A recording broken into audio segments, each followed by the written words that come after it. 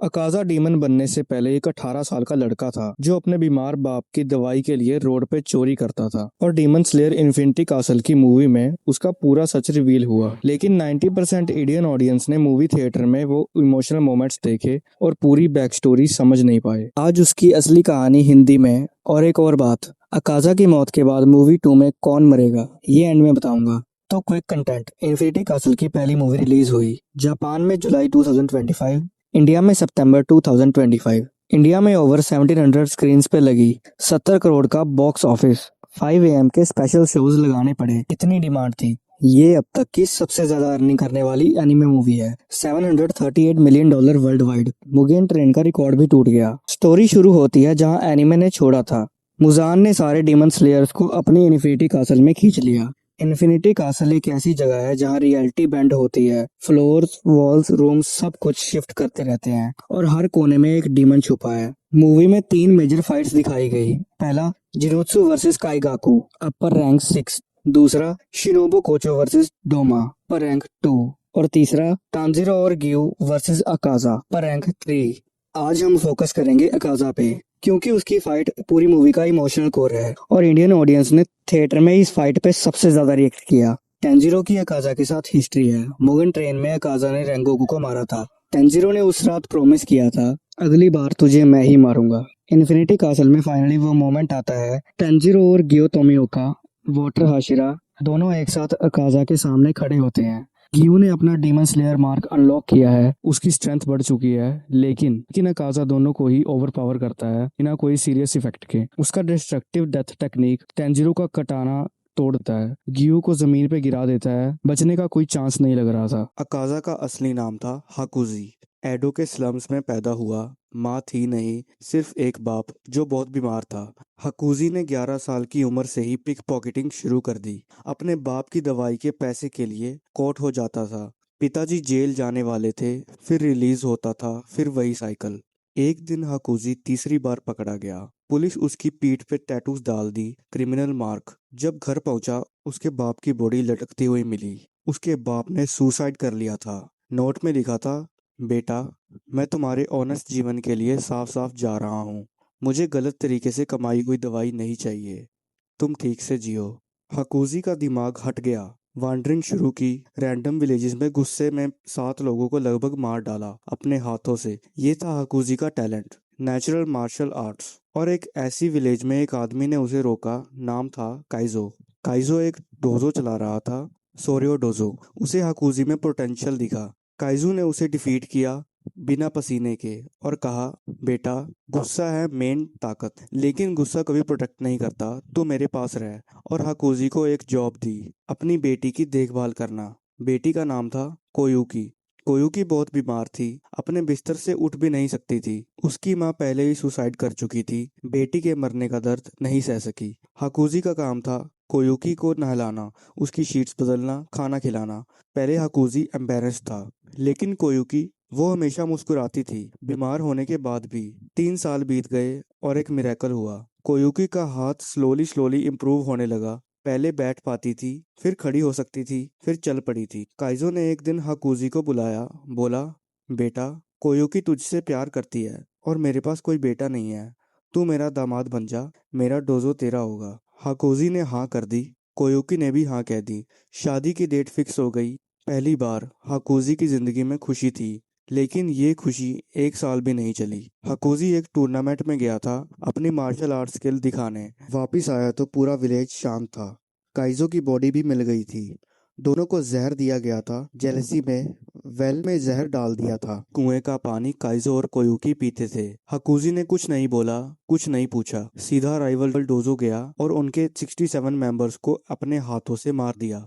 बिना हथियार के सारी बॉडीज की हड्डियां तोड़ दी। इतना ब्रूटल सीन था कि मूजन की बुत्सुजी डीमन किंग खुद एक ही इंसान का कांड देख के शॉक हो गया। मूजन ने हाकुजी को अप्रोच किया, बोला बोला बेटा, तू ह्यूमन रहकर ये कर सकता है? डीमन बैन तो क्या कर सकता है? और हाकुजी, जिसका पूरा फैमिली अब नहीं था, जिसका कोई भी रीजन नहीं था जीने का, उसने हाँ कह दी। हाकुजी ने अपने आप को मूजन के सामने दिया, अब अकाजा पैदा हुआ और कर्स ये था, डीमन बनने के बाद हकुजी की मेमोरी पूरी इरेज हो गई। उसे कोयुकी याद नहीं रही, काइजो याद नहीं रहा, अपना बाप याद नहीं रहा, कुछ नहीं। अकाजा डीमन स्लेयर का सबसे कॉम्प्लेक्स विलन है। ये एक बेबी हकुजी की स्टोरी है जो कभी विलन बनना नहीं चाहता था। तुम क्या सोचते हो, अकाजा का ट्रेजिक हीरो है या फिर विलन ही है? कमेंट्स में बताओ, ट्रेजिक हीरो या स्टिल विलन? सिर्फ एक वर्ड, मैं हर कमेंट पढ़ता हूँ। अब वापस मूवी में।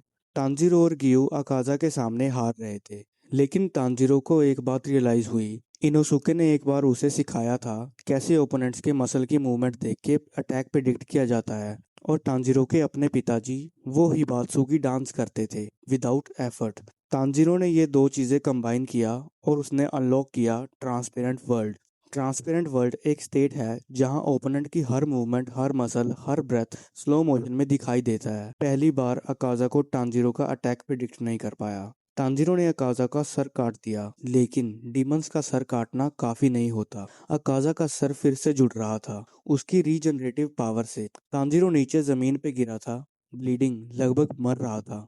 और जैसे ही अकाजा अपना सर फिर से अटैच कर रहा था, उसका दिमाग में फ्लैशेस आने लगे। पिताजी की फेस, काइजो की मुस्कुराहट, कोयुकी का पहला दिन उसे मिलने का, सारी मेमोरीज जो म्यूजन ने इरेज की थी वापस आ रही थी। अकाजा ने देखा वो क्या वो बन गया है, एक मॉन्स्टर जो दोस्तों को खाता है, एक विलन जो रैनगोकू जैसे इंसानों को मारता है, एक शेल जिसमें उसका असली शेल नहीं रह गया था। अकाजा के आंसू आए, डीमन के आंसू, और उसने अपने आप से कह दिया, बस अब और नहीं।